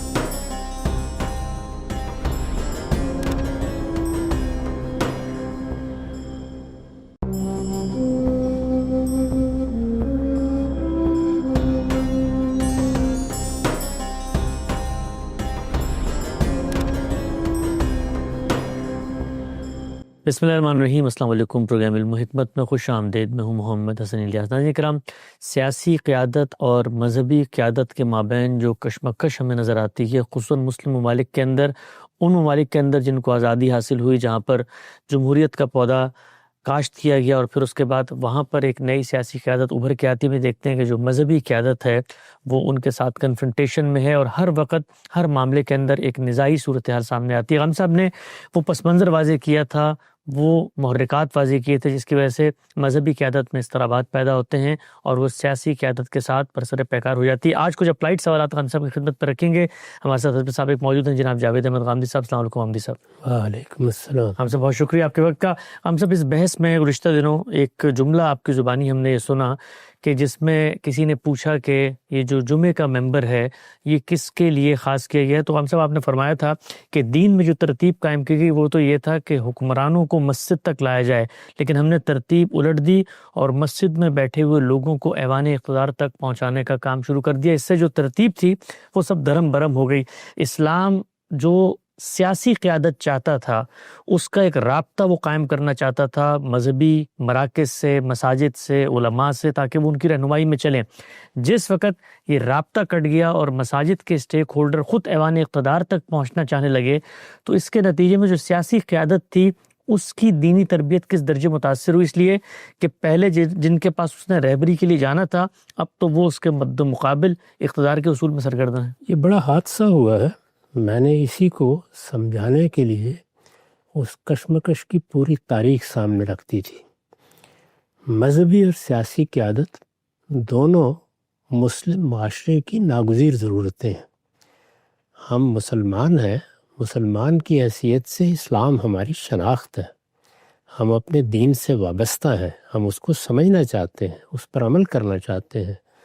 کوتاہیاں اپنی جگہ، لیکن کسی مسلمان سے بھی آپ بات کریں گے تو وہ دین کے ساتھ وابستگی کے معاملے میں حساس ہوگا، جذباتی بھی ہوگا، اس کی شدید خواہش ہوگی کہ وہ بھی دین اختیار کرے، اس کے معاشرے میں بھی دین کا غلبہ ہو۔ یہ چیزیں اپنی جگہ مسلمہ ہیں۔ جب یہ مسلمہ ہے تو پھر مذہبی قیادت پیدا ہو جائے گی، یعنی ایسے لوگ جو لوگوں کو دین بتائیں گے، دین سمجھائیں گے، دینی معاملات میں رہنمائی کریں گے، جن کے پاس لوگ دین سمجھنے کے لیے جائیں گے، سیکھنے کے لیے جائیں گے۔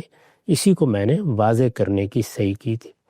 دوسری جانب سیاسی قیادت، سیاسی قیادت کے بغیر کسی جماعت کا نظم بھی قائم نہیں کیا جا سکتا۔ ہمارے ہاں جو ارباب حل و عقد کی اصطلاح اختیار کی گئی بڑی معنی خیز ہے، یعنی اس کا مطلب یہ ہے کہ اجتماعی معاملات کو کھولنے باندھنے کی ضرورت ہوتی ہے، کہاں گرہ لگانی ہے، کہاں معاملات کو چھوڑ دینا ہے۔ ایسے لوگ ہونے چاہیے، اور ہر سوسائٹی میں اللہ تعالیٰ پیدا کرتا ہے۔ یعنی اللہ تعالیٰ نے سورہ زخرف میں ایک اصول بیان کیا ہے کہ میں نے اس دنیا کا نظم اس طرح نہیں قائم کیا کہ ایک ہی طرح کے، ایک ہی درجے کے، ایک ہی ذوق کے، ایک ہی رجحان کے لوگ پیدا کر دوں۔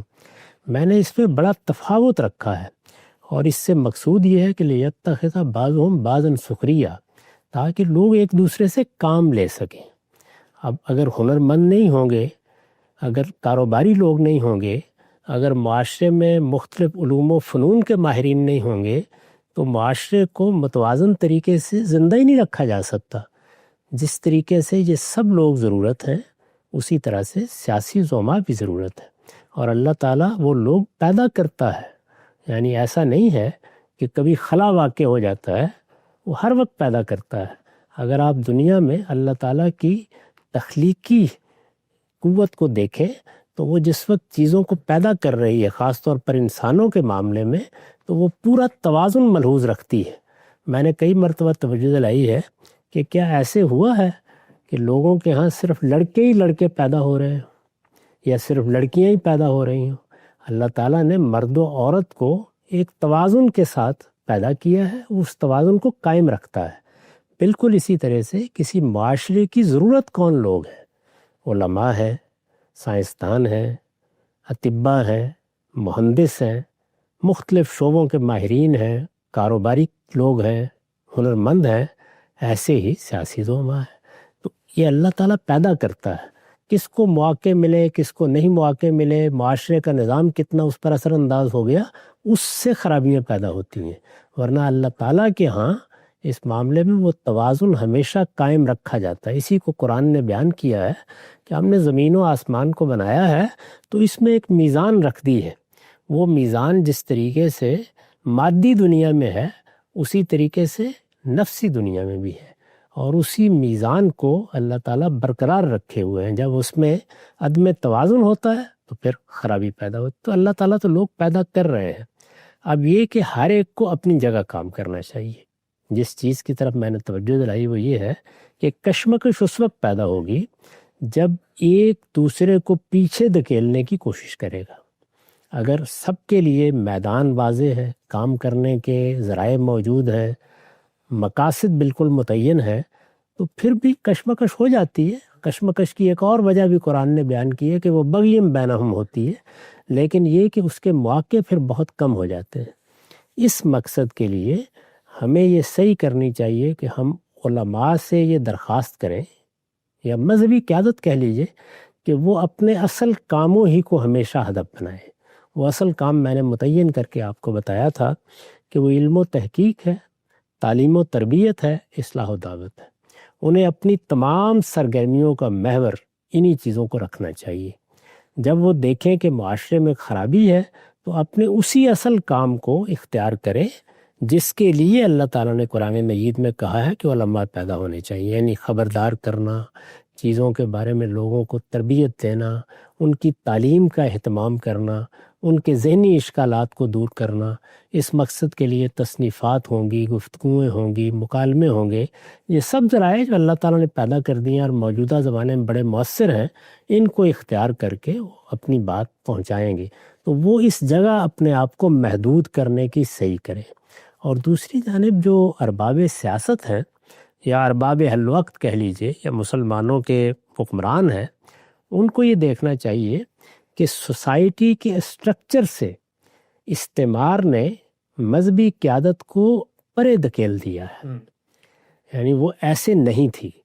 میں نے بتایا تھا کہ ہماری 1200 سال کی تاریخ میں ہمارے حکمرانوں نے، ہماری سلطنتوں نے، ہمارے بادشاہوں نے ان کی ایک جگہ بنا دی تھی، وہ اسٹیٹ اسٹرکچر کے اندر موجود تھی۔ وہ جگہ بحال کرنی چاہیے۔ اگر آپ اس کو بحال نہیں کریں گے تو پھر وہی ہوگا جہاں سے آپ نے بات کی ابتدا کی ہے۔ یعنی جب آپ کسی کو صحیح جگہ نہیں دیتے تو وہ پھر آپ کے گریبان پر ہاتھ ڈالنے کی کوشش کرتا ہے۔ مذہبی قیادت کو چونکہ لوگوں میں اثر و رسوخ ہوتا ہے، ان کے ساتھ طالب علموں کی ایک بڑی تعداد بھی بر صغیر میں جمع ہو گئی ہے، جن ملکوں میں نہیں وہاں بھی بہرحال وہ عوام میں اثر رکھتے ہیں۔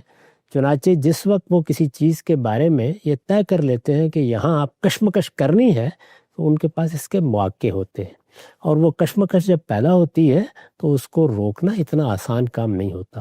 عامت الناس بھی مذہبی معاملات میں ان کی بات سنتے ہیں۔ اگر آپ پاکستان کی تاریخ پر نگاہ ڈال کے دیکھیں تو یہاں جتنی مذہبی تحریکیں اٹھی ہیں ان کی علماء نے قیادت کی ہے، اور جب انہوں نے قیادت کی ہے تو اپنی بات منوانے میں کامیاب ہوئے۔ جی، یعنی آپ یہ دیکھیے کہ مطالبہ نظام اسلامی کی تحریک تھی، قرارداد مقاصد پاس کرانے کی تحریک تھی، ختم نبوت والی، اسی طرح سے دستور میں بعض مذہبی شکیں رکھوانے کی تحریک تھی، ختم نبوت کی تحریک تھی، بعض قوانین جو یہاں نافذ کیے گئے ہیں توہین رسالت اور اس نوعیت کے، ان کی تحریکیں ہیں، وہ سب کی سب کامیاب ہوئیں۔ ظاہر ہے کہ وہ اسی وقت کامیاب ہوئی ہیں جب کہ لوگوں کا اثر و رسوخ سیاستدانوں کے لیے ایک مشکل پیدا کرتا ہے۔ یعنی وہ محسوس کرتے ہیں کہ اب تو یہ معاملہ مسجدوں تک پہنچ گیا، محلوں تک پہنچ گیا، یہ ایک مذہبی حیثیت اختیار کر گیا، اس پہ لوگ جان دینے کے لیے آمادہ ہو جاتے ہیں۔ تو اس کے معنی یہ ہے کہ مذہبی قیادت کے پاس بھی ہر جگہ ایک قوت موجود ہے۔ ظاہر ہے سیاست کس چیز کا نام ہے؟ سیاست قوت ہی سے ہوتی ہے۔ جس طرح سے جب ہم ایک ریاست کا نظام بناتے ہیں تو وہاں فوج ہے، پولیس ہے، یہ قوت فراہم کرتی ہے، وزیر اعظم تو نہیں آ کے لڑتا۔ تو اس طرح کی ایک قوت جس کو سڑکوں پر لایا جا سکتا ہے، جس سے نظام کو معطل کیا جا سکتا ہے، وہ علماء کے پاس بھی ہمارے ہاں پیدا ہو جاتی ہے۔ اس میں جو کشمکش پیدا ہوتی ہے وہ قوم و ملک کے لیے انتہائی نقصان دہ ہوتی ہے۔ اس سے بعض قوانین حدود سے متجاوز بنے ہیں اور وہ بڑی خرابیوں کا باعث ہے۔ اسی طرح سے بعض فتاویٰ آ جاتے ہیں، ایسے لگتا ہے کہ مذہبی قیادت لوگوں کو کوئی اور پیغام دے رہی ہے اور سیاسی قیادت کوئی اور پیغام دے رہی ہے۔ یہ جو صورتحال ہے اس کا حل یہی ہے کہ سیاسی قیادت بھی اپنے اندر فراخی پیدا کرے، تاریخ کا مطالعہ کرے، اور وہ جگہ دے جو جگہ ملنی چاہیے۔ میں نے یہ عرض کیا ہے اور کئی دفعہ اس پر توجہ دلائی ہے کہ وہ جگہ حقیقت میں جوڈیشری ہے۔ یعنی جو فیصلہ عباسیوں نے کیا تھا اور پھر کم و بیش 1000 سال تک اس فیصلے کے ہم نے بڑے اچھے نتائج دیکھے۔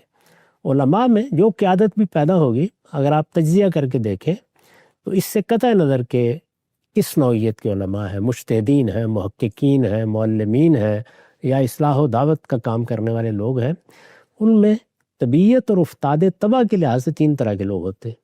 ایک وہ ہیں کہ جن کو کوئی خواہش نہیں ہوتی اس کی کہ وہ اسٹیٹ کے سٹرکچر میں کوئی حصہ لیں، جی، ان کی کوشش یہی ہوتی ہے کہ وہ علم و تحقیق کی دنیا سے متعلق رہیں۔ پڑھنا پڑھانا، بالعموم مجتہدین کے ہاں یہی چیز ہوگی، محققین کا بھی یہی مزاج ہوتا ہے۔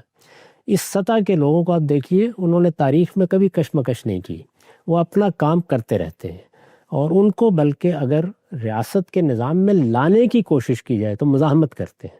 آپ غور کر کے دیکھ لیں، امام ابو حنیفہ کی تاریخ ہمیں کیا بتاتی ہے؟ عباسیوں نے پہلے مرحلے میں پوری کوشش کی کہ وہ جوڈیشری کو سنبھال لیں، عدلیہ کو سنبھال لیں، لیکن وہ اس کے لیے آمادہ نہیں ہوئے، یہاں تک کہ اس کے لیے سزا برداشت کرنے کے لیے تیار ہو گئے۔ تو علماء کی ایک قسم وہ رہے گی، ان کے لیے کوئی مسئلہ نہیں ہوتا، انہوں نے بہرحال اسی دنیا میں رہنا ہے، وہ اپنی بات کہیں گے، استدلال سے اپنی بات بیان کریں گے، اس کے دلائل دیں گے۔ ان کو اگر کبھی بات بھی کرنی ہوگی تو نہ وہ کبھی انتشار پیدا کریں گے، نہ اختلال پیدا کریں گے، وہ اپنی بات اسی طرح کہیں گے جس طرح کے دنیا میں مختلف علوم کے ماہرین کہتے ہیں۔ ایک طبقہ وہ ہوگا۔ دوسرا طبقہ وہ ہے جو اس سے آگے بڑھ کر، اور زیادہ تر معلمین میں ہوتا ہے، اصلاح و دعوت کا کام کرنے والوں میں ہوتا ہے، وہ آگے بڑھے گا اور آگے بڑھ کے وہ چاہے گا کہ اس کو اسٹیٹ کے اسٹرکچر میں جگہ ملے۔ میرے نزدیک اس کا بہت اچھا طریقہ یہ ہے کہ ہم اپنے قانونی نظام کے بارے میں ہر جگہ یہ طے کر دیں کہ اس میں وہی لوگ آگے بڑھیں گے، یعنی وکیل کی حیثیت سے انہی کو لائسنس ملے گا، ہماری عدالتوں میں وہی لوگ ذمہ داری سنبھالیں گے۔ کسی جگہ بھی اگر قانونی ضرورت ہے تو وہاں لوگوں کے لیے معیار یہی ہوگا کہ جس طرح وہ دنیا کے قانون کے ماہرین ہوں، اسی طریقے سے وہ اسلامی قانون کے ماہر ہوں، ٹھیک ٹھیک، مسلم لاء کے بھی ماہرین ہوں۔ اور مسلم لا کو براہ راست جانتے ہوں. یعنی یہ نہیں ہے جس طرح کہ ہمارے ہاں لوگ ترجموں کے ذریعے سے کچھ پڑھا لیتے ہیں. وہ عربی زبان سے واقف ہوں, وہ اس پوری روایت سے واقف ہوں جو ہمارے ہاں فقہ کی یا مسلم لا کی بنی ہے. تو اگر آپ اس کو لازم کر دیتے ہیں تو آپ سے آپ راستہ نکل آئے گا. اس لیے کہ جس وقت لوگ قانون کا علم حاصل کرنا چاہیں گے تو جس طرح وہ کامن لا کی روایت کو دیکھیں گے, رومن لا کی روایت کو دیکھیں گے, پڑھیں گے, پڑھائیں گے, اس میں جن لوگوں نے کام کیا ہے اس کا مطالعہ کریں گے, اسی طرح مجبور ہوں گے. اب بھی ہے, یعنی ہمارے ہاں مسلم لا کسی حد تک پڑھایا جاتا ہے, لیکن وہ اس طریقے سے نہیں پڑھایا جاتا جس طرح کہ ہمارے مدارس میں اس کی تعلیم دی جاتی ہے. وہ اسی سطح پر دینی چاہیے. میرا خیال یہ ہے کہ جو اسلامی یونیورسٹیاں بنی ہیں, جیسے ملیشیا میں ایک بنی, جیسے پاکستان میں بنی, اس میں اس کے بڑے اچھے تجربات ہوئے ہیں اور کامیاب تجربات ہوئے ہیں. یعنی وہ لوگ جو وہاں سے پڑھ کے نکلے وہ دونوں طرح کے قانونی نظاموں کو بہت اچھی طرح سمجھتے جانتے تھے. چنانچہ اس طرح کے لوگوں کا پیدا کرنا یہ تو تعلیمی اداروں کا کام ہے. ریاست اس میں کوئی بہت بڑی خدمت انجام نہیں دیتی, لیکن وہ جیسے ہی اس کو لازم کر دے گی تو یہ وہی چیز ہے کہ جب سوسائٹی میں داخل ہونے کے لیے آپ نے یہ شرط لگا دی تو اس سے خود بخود دینی علم کا رابطہ ریاست کے نظام کے ساتھ قائم ہو جائے گا. یہ تو ہم اب جانتے ہیں کہ ریاست کا نظم 3 ہی ستونوں پر قائم ہے, مقننہ ہے, عدلیہ ہے, انتظامیہ ہے. دیکھیے اس کا ایک اور اثر پڑے گا, وہ یہ کہ قانون کی تعلیم حاصل کرنے والے لوگ ہی زیادہ تر سیاست میں جاتے ہیں. اس لیے کہ انہی کو ایک خاص طرح کی فراغت حاصل ہوتی ہے.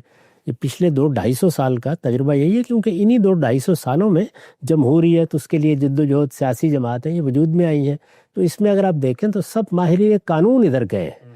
تو اس کا لازمی نتیجہ یہ ہوگا کہ آپ کو کوئی باقاعدہ طریقے سے علماء کے ساتھ لین دین نہیں کرنا, بلکہ آپ ایک اصولی تبدیلی کریں گے جو بڑی مثبت تبدیلی ہے.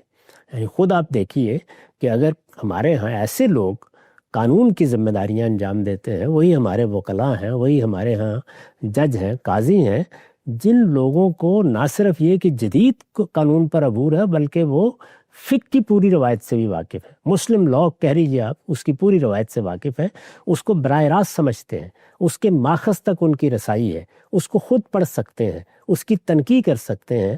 اگر اس طرح کے لوگ موجود ہوں گے, ہر جگہ آپ اس کو معیار بنا دیں گے کہ نہیں یہ نہیں ہو سکتا کہ تنہا ادھر کے لوگ یا تنہا ادھر کے لوگ, تو آپ بھی دیکھیے کہ ایک طرف میں نے عرض کیا کہ اس کے اثرات آپ کے پورے نظام پر ہوں گے, آپ کی عدلیہ کی تطہیر ہوگی.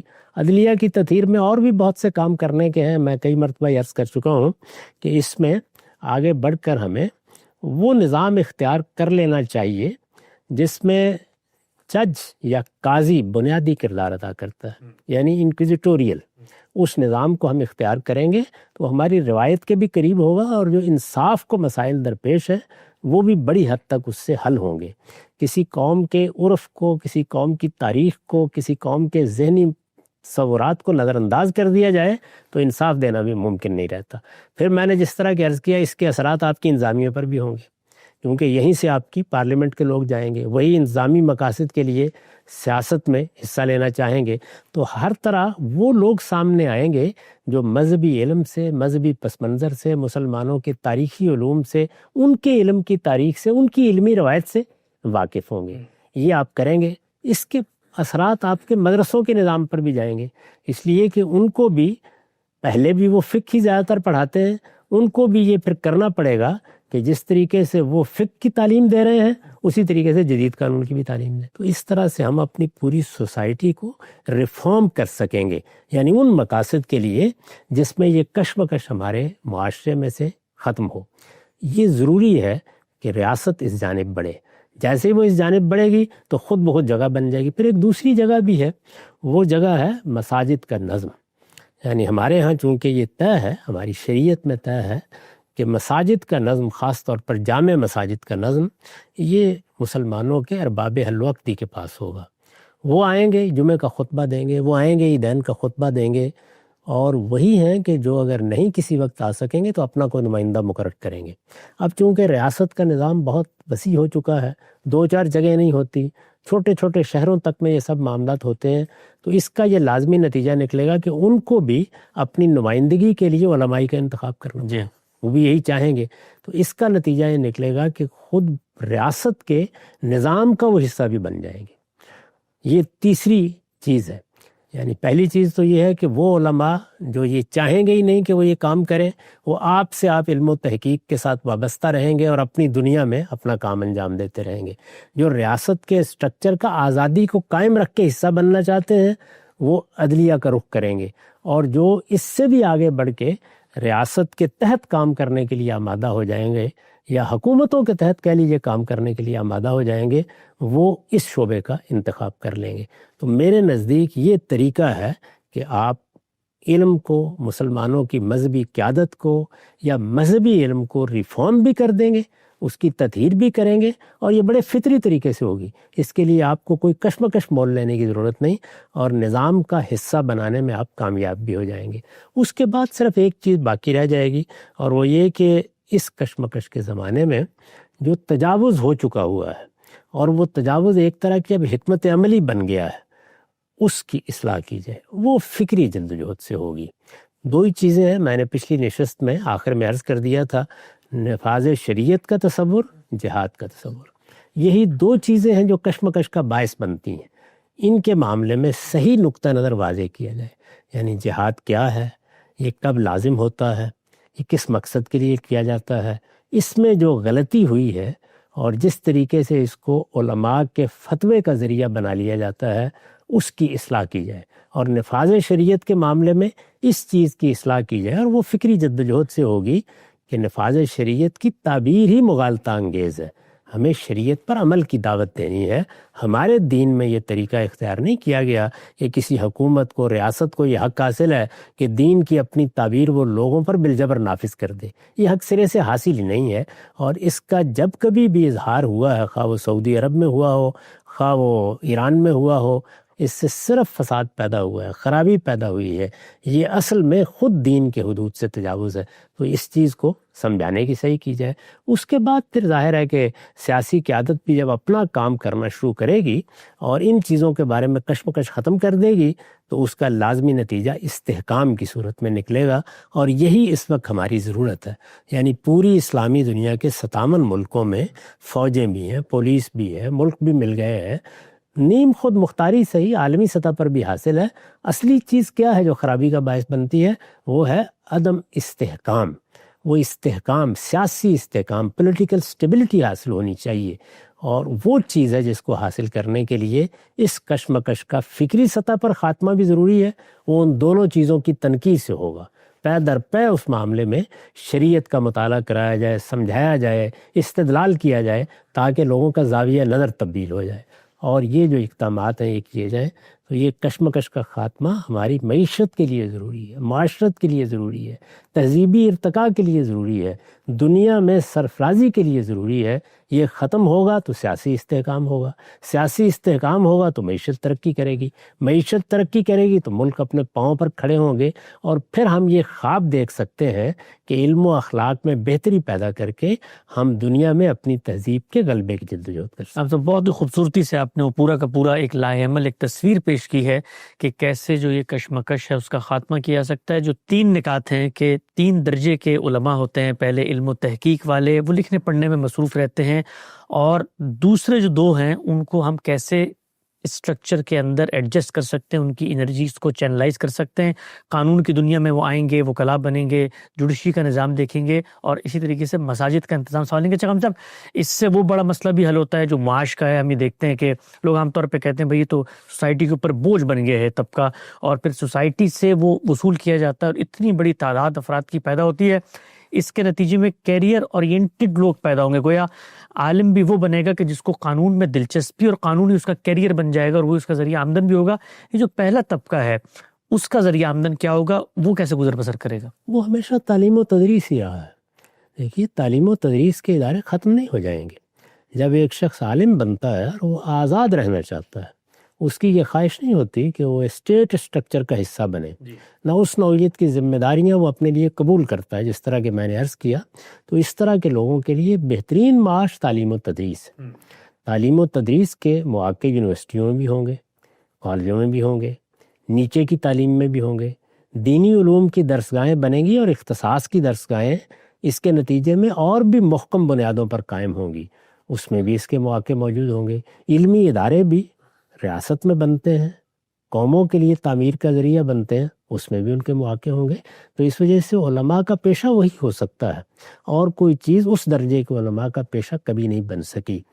اس سے بھی جو برتر سطح کے لوگ ہیں ان کے لیے کوئی زیادہ پریشانی کی ضرورت نہیں ہوتی، بالعموم سوسائٹی ہی ان کی ذمہ داریاں سنبھال لیتی ہے، جس طرح کے رسالت مآب کے بعد بھی ہوا۔ یعنی لوگوں نے آگے بڑھ کر یہ کہا کہ آپ یہ کام کر رہے ہیں، آپ کی معاش کی ذمہ داری ہمارے اوپر رہی۔ تو اس طرح کے سارے مواقع اللہ تعالیٰ مسلمانوں کے معاشرے میں پیدا کرتا ہے، لیکن اگر کوئی باقاعدہ معاش اختیار کرنی ہو تو اعلیٰ درجے کے علماء کے لیے بہترین طریقہ یہی ہے کہ وہ اپنے آپ کو تعلیم و تدریس کے لیے خاص رکھیں۔ نقطہ بالکل واضح ہو گیا۔ اچھا ہم سے گزشتہ نشست میں ایک چیز زیر بحث آئی تھی کہ جس وقت علماء کسی اطلاقی معاملے میں سیاسی قیادت کو ریاستی امور میں مشورہ دیتے ہیں تو آپ نے بتایا تھا کہ ان کو ایک چیز کو پیش نظر رکھنا چاہیے ہے کہ وہ اسٹیٹ اسٹرکچر کا حصہ نہیں ہے، وہ اس پہ اثر انداز نہ ہوں، وہ کوئی زور زبردستی سے محض اپنی رائے دعوت اور تلقین و نصیحت کے باب میں دے دیں۔ علماء کی جانب آپ کھڑے ہوں تو ایک چیز جو سامنے آتی ہے وہ یہ کہ وہ یہ کہتے ہیں کہ یہ ایسا معاملہ نہیں ہے جو حکمت عملی اور تدبیر کا ہو کہ جس کے اندر ہم صرف بعض و نصیحت کر دیں، بلکہ یہ دین کا معاملہ ہے اور دین کے معاملے میں حساسیت ہوتی ہے۔ ایک مثال اطلاقی لے لیتے ہیں کہ ہمارے ملک کے اندر گزشتہ دنوں یہ جو ملک بینک ہے اس کی بحث شروع ہوئی، تو علماء نے یہ نہیں کہا کہ یہ خلاف اسلام ہے، بلکہ آگے بڑھ کے کہا کہ یہ ہم بننے نہیں دیں گے۔ تو آپ نے یہ توجہ دلا دی یہاں پہ کہ کچھ دینی نظریات اور فکری سطح پہ خرابیاں ہوتی ہیں، وہ نفاذ شریعت کا پورا تصور ہے۔ اس سے ذرا اوپر اٹھ کے بھی یعنی یہ تقسیم تو آپ بھی کریں گے نا کہ عام معاملات میں اور جو دینی امور ہوتے ہیں اس میں ایک عالم کی حساسیت یہ ہے کہ اگر یہ ہو گیا تو سوسائٹی میں اس کے نتیجے میں خدا کی اس ہدایت پر عمل درآمد نہیں ہوگا، اس کی انحراف یا خلاف ورزی ہو جائے گی، تو اس کو محض دعوت و تبلیغ تک کیسے رکھا جا سکتا ہے جس سے سوسائٹی میں ایک جو نہیں ہے شریعت کی وہ نافذ ہو رہی ہو؟ اللہ تعالیٰ نے اسی جگہ رکھا ہے، اس نے یہ حد قائم کر دی ہے کہ دین پیش کرنے والوں کا کام یہی ہے کہ انما انت مذکر لست علیہم بمسیطر، یعنی وہ تو اپنے پیغمبروں کو بھی اس کی اجازت نہیں دے رہا۔ پروردگار نے اس کو جگہ جگہ واضح کیا ہے کہ وہ مسیطر بن جائیں، ان کا یہ کام نہیں ہے۔ وہ لوگوں سے کوئی چیز زبردستی منوائیں گے، یہ طریقہ اختیار نہیں کیا جائے گا، ہمیشہ تذکیر ہوگی، نصیحت ہوگی۔ علماء کے پاس جو ہتھیار ہے وہ لوگوں کو جمع کر کے ان کو برانگیختہ کر کے سڑکوں پر لانے کا نہیں ہے، یہ بدقسمتی ہے، یہ کبھی بھی نہیں ہونا چاہیے۔ ان کا ہتھیار استدلال ہے، ان کو ہر حال میں دلیل دینی چاہیے، ریزننگ کرنی چاہیے۔ ان کی دلیل ہے جو لوگوں کے ذہنوں میں اترے، ان کی دلیل ہے جو اذہان کو مسخر کرے، ان کی دلیل ہے جس سے لوگ دین کو بھی سمجھیں اور ان کے اندر اذعان پیدا ہو کہ یہ ہمارا دین ہے، ہمیں اس پر عمل پیرا ہونا ہے۔ علماء کی زبان بھی یہی ہونی چاہیے، یا وہ ہمیشہ استدلال کا طریقہ اختیار کریں۔ نہ ریاست میں اگر ان کو اثر و رسوخ حاصل ہو تو وہاں اپنے اثر و رسوخ کو استعمال کر کے جیسے معتزلہ نے غلطی کی اپنی آراء منوانے کی صحیح کریں اور دوسروں کی پیٹھ پر تازیانے برسائیں، اور نہ ان کو یہ طریقہ اختیار کرنا چاہیے۔ ان کے لیے یہی طریقہ ہے کہ وہ استدلال کریں گے۔ اس کا لازمی نتیجہ یہ نکلے گا کہ سمجھدار لوگ، جاننے والے لوگ سوسائٹی میں ہر جگہ ہوں گے اور وہ اثرات پھیلیں گے۔ اور جس طرح میں نے عرض کیا کہ اگر اس طرح ہماری عدلیہ کے اندر بھی دین کا علم جاننے والے لوگ ہوتے ہیں تو خود ریاست کا اپنا ایک ادارہ موجود ہوگا بہت سی چیزوں کے بارے میں رائے دینے کے لیے، فیصلہ دینے کے لیے۔ یہ معلوم ہے کہ یہاں امریکہ میں اس طرح کے معاملات زیر بحث آئے، مثلا ابارشن کا مسئلہ، تو وہاں پر عدالتیں فیصلے دے رہی ہیں۔ تو یہ سب معاملات اس طریقے سے توازن کے ساتھ ہوں گے۔ یہ طریقہ کہ ہم لوگوں کو سڑکوں کے اوپر لے آئیں گے، ہم یہ معاملہ ہونے نہیں دیں گے، یہ علماء کے لیے کوئی شایان شان معاملہ نہیں ہے۔ اس سے ان کو ہر حال میں گریز کرنا چاہیے۔ تو یہ معاملات اگر آپ اس سطح پر لائیں گے تو یہ کشمکش ختم ہوگی۔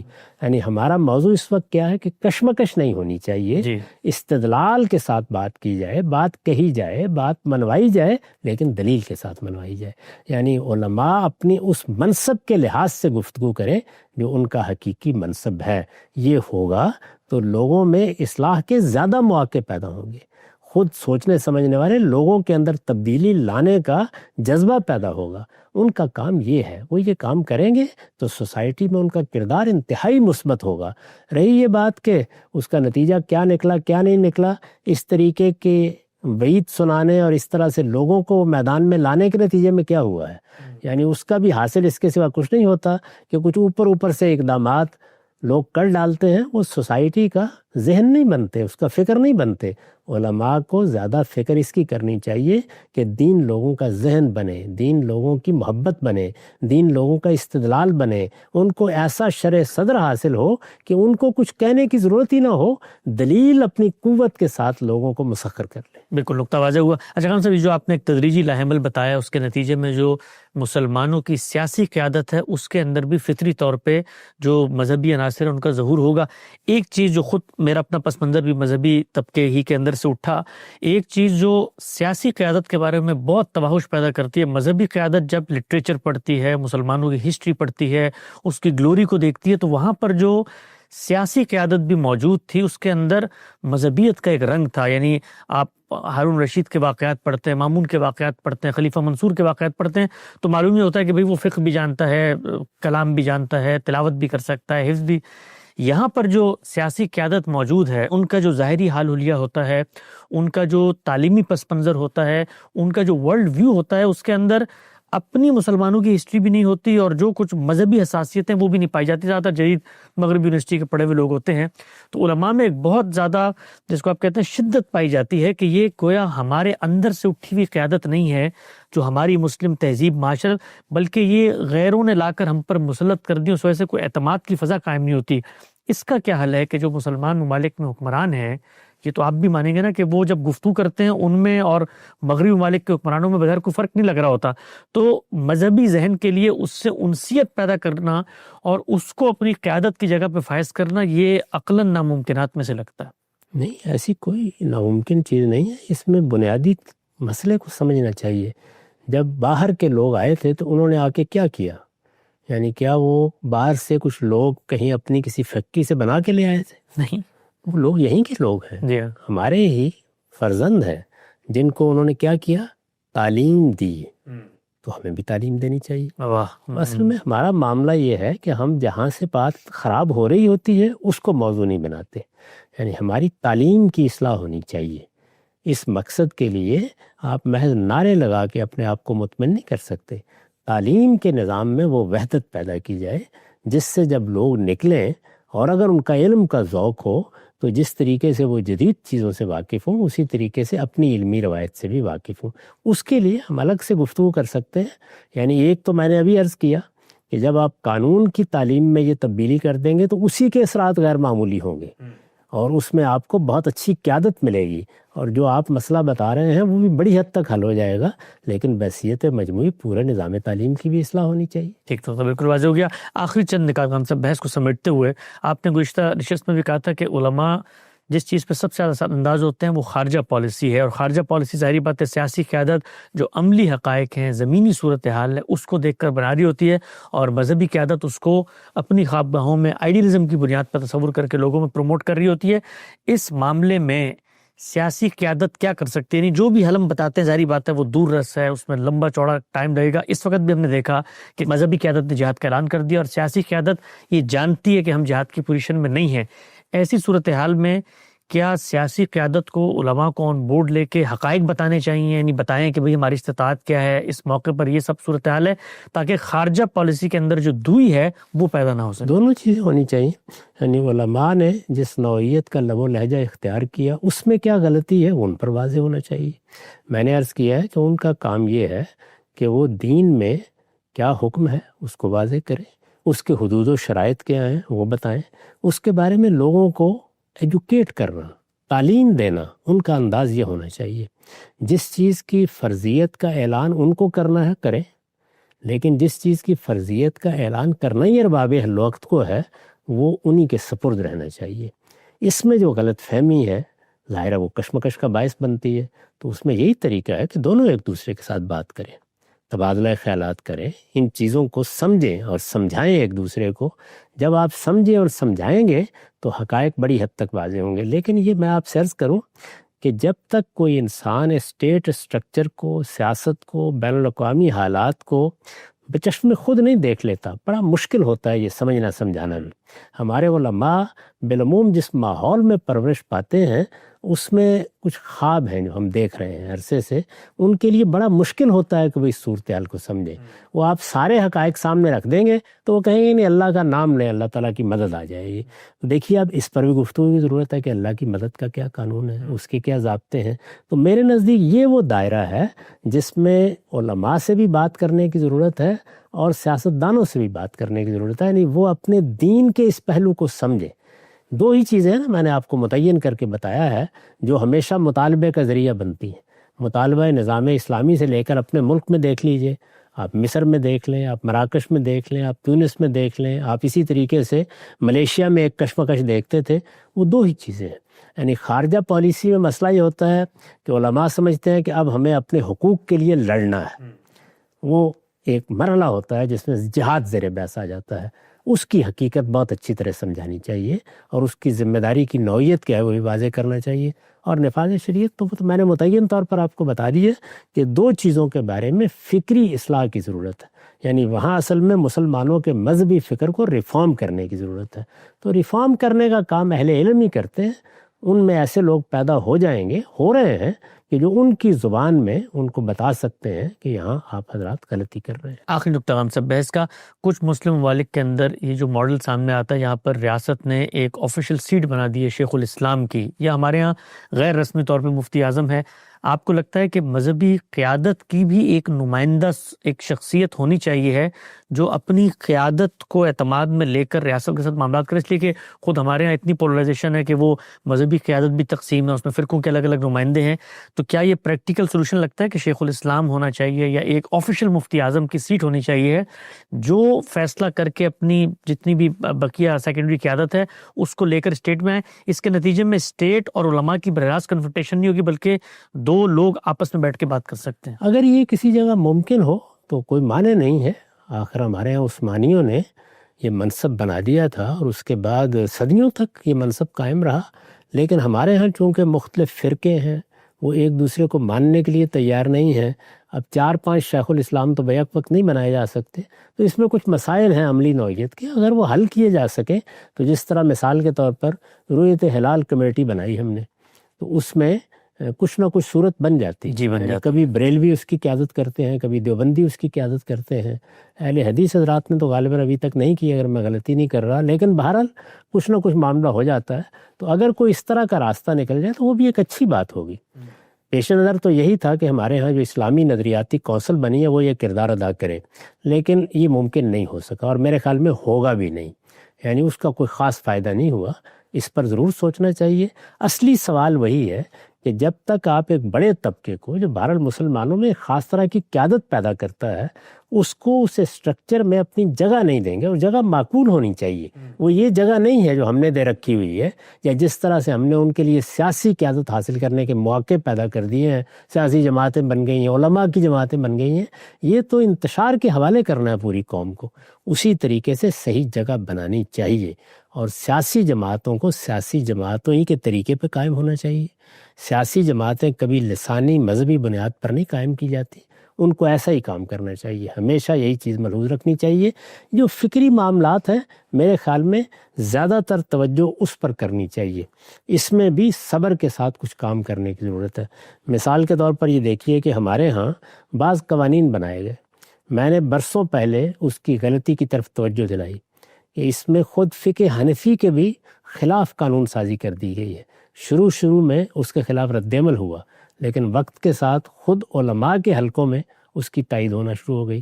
اب اگر آپ جا کر پوچھیں تو تمام جید علماء مان رہے ہیں کہ فی الواقع ان قوانین میں یہ اور یہ غلطیاں ہیں۔ تو اسی طرح سے اگر آپ صبر کے ساتھ، استدلال کے ساتھ، شائستگی کے ساتھ، تہذیبی روایات کو قائم رکھ کے، ان کے سچے احترام کو قائم رکھ کے گفتگو کریں گے تو میرا خیال ہے کہ بہت چیزوں کی نقطہ نظر بالکل واضح ہو جاتا ہے۔ مذہبی اور سیاسی قیادت کے مابین جو کشمکش ہے صرف اس مرض کی تشخیص نہیں ہوئی بلکہ غام صاحب نے کچھ عملی حل بھی تجویز کی ہیں جن کو سامنے رکھ کے شاید کچھ بہتری کا سفر شروع کیا جا سکتا ہے۔ وقت یہاں پہ ختم ہوتا ہے، دوبارہ حاضر خدمت ہوں گے، اب تک آپ کو بہت شکریہ۔